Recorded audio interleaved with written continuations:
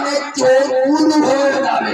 শয়তান যদি চোখে পেটো বোম মারে সিটিং বাস 2 মিনিট ঘুমোবে।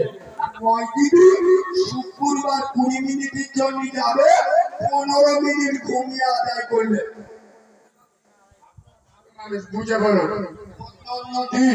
জোরের নামাজ আমরা ইমামের পিছনে পড়ি করে না। জুমার নামাজ ইমামের পিছনে পড়ি করে না। জোরের নামাজ ইমামের পিছনে পড়ি 4 রাকাত, জুমার নামাজ ইমামের পিছনে কেন? কবে শিখো? আরে 2 রাকাত খুতবা, 2 রাকাত খুতবা, খুতবা শোনা ওয়াজিব। যার খুতবা নাই ওর জুমার নামাজ নাই। আচ্ছা আপনারা বলুন, মসজিদে খুতবা চলছে, আমি গিয়ে যদি নামাজ পড়ি চলবে? খুতবার সময় যদি নামাজ পড়া না চলে, পৃথিবীর শ্রেষ্ঠ ইবাদত নামাজ পড়া যদি না চলে, চিটিং বাজের ঘুমনো কি করে? খুতবার সময় কোরআন পড়া চলে না, তাহলে জালিম মালের ঘুমনো কি করে চলে? আচ্ছা আলাদা ফতোয়া দেয়, ঘুমালে ওযু থাকে না ভেঙে? তাহলে কিয়ামতে ধরবো। সত্যি কথা বলো, যেসব চিটিং বাজগুলো শুক্রবার মসজিদে ঘুমোয়, ইমাম যখন খুতবা শেষ করে আপনার নামাজে দাঁড়ায়, ও জালিম মালগুলো গোড়াইতে উজু করে আসে না ওই উজু বিসমিল্লাহ বলে চালিয়ে দেয়? ওই উজু বিসমিল্লাহ বিনা উজু নামাজ পড়লে নামাজ হবে? ও তার মানে কি জানো, মনে মনে করতে যদি এতগুলো লোকের সামনে যদি উঠে গিয়ে উজু করতে যায়, লোক মনে মনে করবে শালা পিঁধে ফেলেছে। লোকের ভয়ে উঁচু করতে যায় না, ওর অন্তরে যদি আল্লাহর ভয় থাকতো, যে গ্রামের লোক কি ভাবলো আমার বয়ে গেল, আমি যদি বিনা ওযুতে নামাজ পড়ি আমার আল্লাহ খারাপ ভাববে।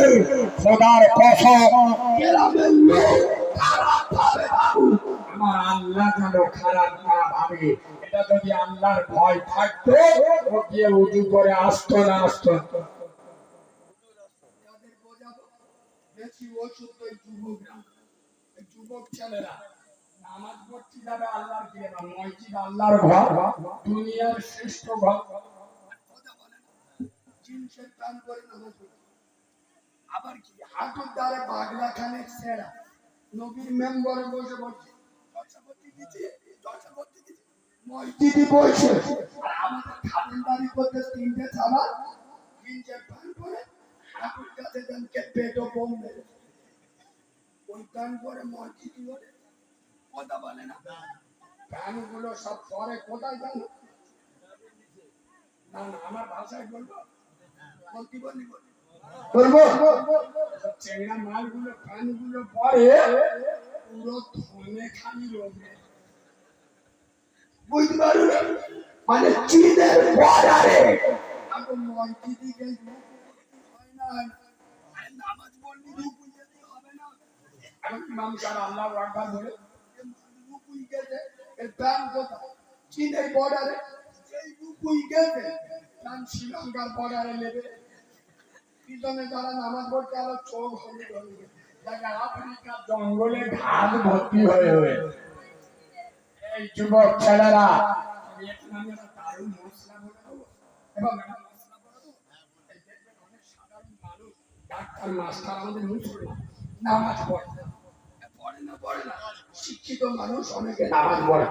যখন ওরা স্কুলে যায় বা অফিসে যায়, ওদের প্যান্টগুলো একটু ছোট, কিন্তু ওরা মূর্খ হোক সারা হাতের লেখা ভাবে। যখন উঁচু করে মসজিদে উঠবে কি করে? কোনদিন এরম করবেন না। গোড়গাদের নিচেই পোশাক পরা পুরুষদের জন্য আরাম, এটা হলো মহিলা, মহিলারা গোড়গাদের নিচে করে, পুরুষরা গোড়গাদের ওপরে। এখন দিন উঠে গেছে, মেয়েরা শুধু তুলতেছে, মধ্যরা শুধু লাগা।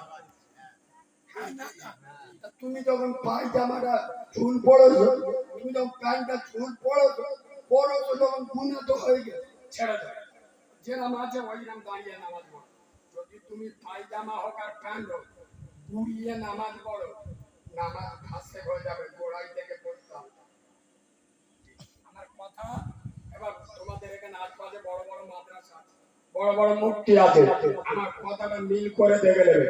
তুমি যেহেতু জ্ঞান লম্বা হয়ে ওই অবস্থায় ছেড়ে দাও, যেটা আছে ওই রাম থাক, গুরুদেব নামাজ ফাঁসি হয়ে যাবে, গোড়াইতে পড়তাম।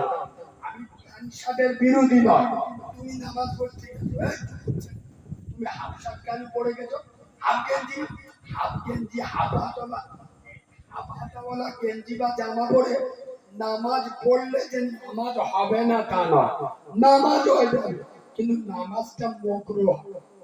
মকরুহ মানে কিরা, কাঁচা বাংলায় বুঝিয়ে দিচ্ছি। তোমার একটা বেদি কি দিচ্ছে, মেয়েটা তেরা, মেয়েটা কি ওদের মনে করবে না আমার দিতে যায়, কিন্তু তোমার দিতে নিয়ে তেরা মেয়ে বেদিলি পছন্দ হবে এখনকার ছেলেরা, কথা বলে না ভাবে।